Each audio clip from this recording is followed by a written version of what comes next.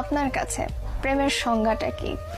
প্রেমে যারা পড়ে তারাই প্রেম সম্পর্কে ভালো বুঝবে।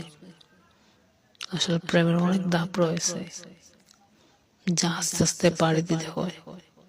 যেমন প্রেমের প্রথম ধাপ হলো প্রপোজ করা।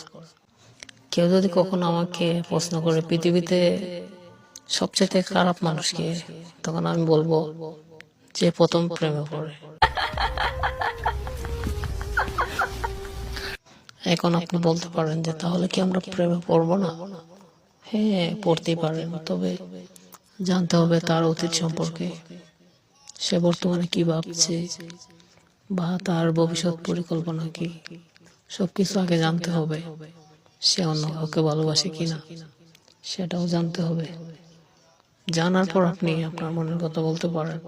যদি সে আপনার ভাগ্যে থাকে, হয়েও যেতে পারে। প্রেম আপনি কিভাবে অনুভব?